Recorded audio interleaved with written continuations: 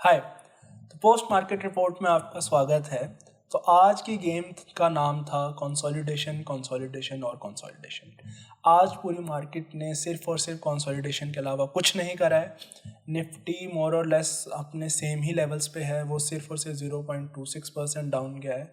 Bank Nifty भी मोर और less same ही जगह पे है। इनफैक्ट जहाँ पे कल की उसकी क्लोजिंग हुई थी वो जहाँ पे कल उसकी ओपनिंग हुई थी वहीं पे आज उसने अपनी क्लोजिंग दी है। 0.01% अप है, विच इज़ नेग्लिजिबल, हमें उसे देखना भी नहीं चाहिए।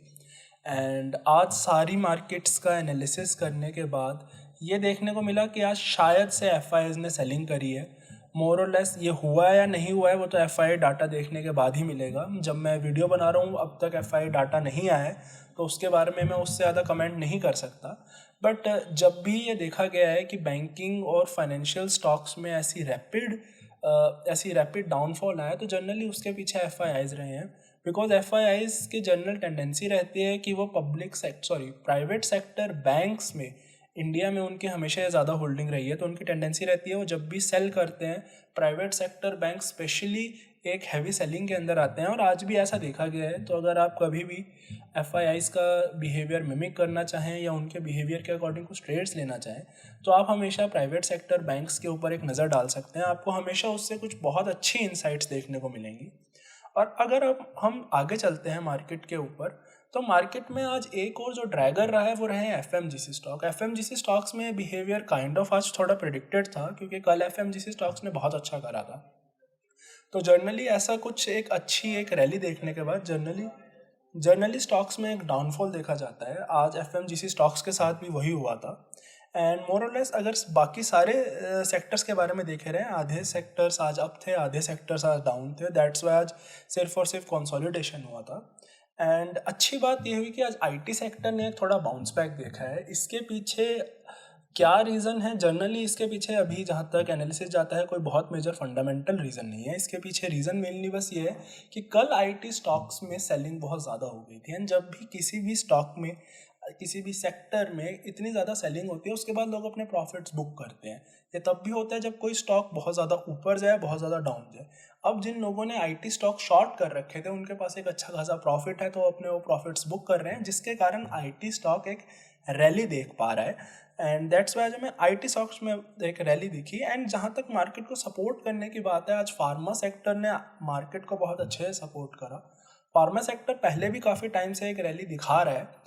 एंड मेनली उसका रीज़न ये माना गया है कि एक अच्छे चांसेस हैं कि जो यूएस एफडीए के नॉर्म्स अब थोड़े जाके लीनियंट हो जाएंगे एंड वो वापस यूएस में अपनी एक प्राइसिंग पावर ला पाएंगे। बात है कि जो फार्मा सेक्टर है इंडिया का, वो बाकी दुनिया के फार्मा सेक्टर की तरह बिहेव नहीं करता। इंडिया का फार्मा सेक्टर जनरली जेनरिक दवाइयाँ बनाता है, जिसके कारण क्या होता है वो एक जेनरिक दवाइयाँ एक कमोडिटी की तरह बिहेव करती हैं। तो इंडिया का फार्मा सेक्टर भी कमोडिटी की तरह ट्रेड करता है, तो उनके पास खुद की प्राइसिंग पावर बिल्कुल नहीं होती। तो यूएस एफडीए जब भी वहाँ पे कॉम्पिटिटिवनेस बढ़ाता है, मतलब वहाँ पे ज़्यादा प्लेयर्स लाने की कोशिश करता है, कुछ ऐसे नॉर्म लाता है जिसके कारण इनकी प्राइसिंग पावर कम होती है, तो इनके मार्जिन्स बिल्कुल श्रिंक हो जाते हैं। तो फार्मा सेक्टर कैसा करेगा ये मेनली डिपेंड करता है कि यूएस में इनके मार्जिन्स कैसे चल रहे हैं, क्योंकि इंडिया में अभी पेटेंटेड दवाइयों का ट्रेंड नहीं है और ना ही कोई भी फार्मा कंपनी पेटेंटेड दवाइयाँ रखता है। सन फार्मा ने ज़रूर ट्राई करा था, बट उसका अभी तक वो प्रयास सक्सेसफुल नहीं रह पाया। तो अगर अब हम आगे देखें तो एक अच्छी चीज़ जो हमें मार्केट के एंड में ज़रूर देखने को मिली कि हमारा 1:09 पे जो हमारा डाउनफॉल आया था, उसके बाद सारी की सारी मार्केट ने ही एक थोड़ी सी रिकवरी दी है, जिससे हमें थोड़ा एक मन में बेसिकली सुकून मिलता है कि शायद ये डाउनफॉल या फिर जो आज माइल्ड कंसोलिडेशन के साथ हल्का सा नेगेटिव बायस में हम रहे हैं वो हमें आगे देखने को ना मिले।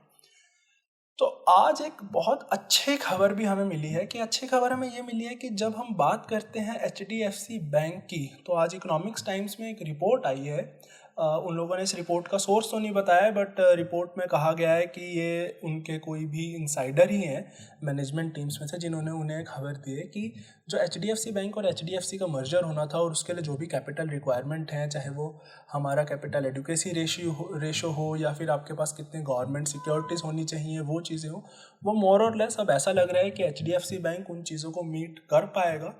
एंड एक्सपेक्टेशंस ये हैं कि जुलाई में इनका मर्जर हो जाना चाहिए। अगर आरबीआई से सारे अप्रूवल्स आ जाते हैं तो मेरी उसमें ऑलरेडी होल्डिंग है। जैसे कि आपको पता है मैं एचडीएफसी बैंक में मार्जिन पे लॉन्ग हूँ। सो अगर ऐसा होता है तो उसे उस ट्रेड को एक बहुत अच्छे प्रॉफिट्स देने चाहिए। मुझे तो आखिर ऐसा ही लगता है, बट मार्केट को ही प्रिडिक्ट नहीं कर सकता, सो डोंट नो कब क्या होने वाला है। इंडिया विक्स, हालांकि दूसरे फ्रंट पे देखें तो इंडिया विक्स आज थोड़ा डाउन गया है। मींस लोग अभी कंसोलिडेशन के फेवर में हैं। लोग चाहते हैं कि मार्केट्स कंसोलिडेट हो, बेसिकली कंफर्टेबल है कि मार्केट कंसोलिडेट हो रही है। आगे एक्सपेक्टेशंस लोगों की है नहीं कि मार्केट बहुत ज़्यादा ऊपर है, बहुत ज़्यादा नीचे जाएगी। इनफैक्ट अगर अब हम देखें तो इंडिया विक्स इस टाइम पे बहुत ज़्यादा डाउन हो चुका है। इंडिया विक्स इस टाइम 12 पे चल रहा है, जो कि बहुत ज़्यादा कम है। एनीथिंग बिलो 15 इज़ बेसिकली बहुत ज़्यादा कम हो जाता है। इस टाइम पे ऑप्शन सेलिंग करनी, खासकर अगर आप निफ्टी में ऑप्शन सेलिंग करते हैं तो आपके लिए बहुत ज़्यादा मुश्किल हो जाएगी, क्योंकि आपको प्रीमियम्स बहुत कम मिलने स्टार्ट हो जाएंगे। अब चलते हैं थोड़े से दूसरे फ्रंट पे। एंड अगर हम कुछ नेगेटिव्स की बात करें तो आज 2 मेजर नेगेटिव खबर हुई जिसने बेसिकली मेरी अटेंशन काफ़ी ली। एंड उनमें से एक अभी थोड़े रूमर स्टेज पे है एंड दूसरी सॉलिडिफाई हो चुकी है। तो जो रूमर चल रहा है वो ये चल रहा है कि इंडियन गवर्नमेंट जो है वो ये सोच रही है कि जो करंट सरकार है भाजपा की, वो ये सोच रही है कि अगर वो नेक्स्ट सेशन में, पीएम इलेक्शन में अगर नेक्स्ट सेशन में वो आते हैं तो जो वेल्दियर साइड ऑफ कम्युनिटी है इंडिया में, उन पे वो कैपिटल गेन टैक्स बढ़ा सकते हैं, जिसके कारण भी आज मार्केट में एक बहुत माइल्ड सी नेगेटिवनेस थी। एंड अब ये नहीं पता ये होगा नहीं होगा, इसमें भी बहुत सारे वेरिएबल्स हैं जो कि अभी फिगर्ड आउट नहीं हुए हैं। कोई ऑफिशियल स्टेटमेंट नहीं आई है। एंड मोरलेस अभी हमें ये भी नहीं पता कि आगे क्या वो इलेक्ट होंगे क्या नहीं होंगे, इंडियन मार्केट की सिचुएशन कैसी है, इकोनॉमी की सिचुएशन कैसी रहती है, देश की सिचुएशन कैसी रहती है। सारी चीज़ें उस पर भी काफ़ी हद तक डिपेंड करती हैं कि क्या ये डिसीजन सॉलिडिफाई होगा। एंड जो सेकंड नेगेटिव न्यूज़ है जो आज की दिन की रही, वो ये थी कि बेसिकली कोविड के केसेस बहुत ज़्यादा बढ़ रहे हैं। एंड अब ये धीरे धीरे लाइमलाइट में आ रहा है। कोविड के केसेस इनफैक्ट काफ़ी टाइम से अब थोड़े करके बढ़ रहे हैं। एंड अब जो है कोविड के केस इस टाइम पे आके 60,000 उन लोगों ने पार कर दिया है। 60,000 इन्फेक्शियस केसेस हैं इस टाइम पे इंडिया में। तो हालांकि अब हम लोग कोविड को बहुत लाइटली लेते हैं क्योंकि इतनी सारी वेव्स आ चुकी हैं एंड सारे लोगों को वैक्सीन ऑलमोस्ट लग चुकी हैं। बट द थिंग इज़ कि कोविड में भी अब मार्केट में उतना बड़ा डाउनफॉल ना लेके आया जैसे वो पहले के 2 मेजर इवेंट्स में लेके आया है।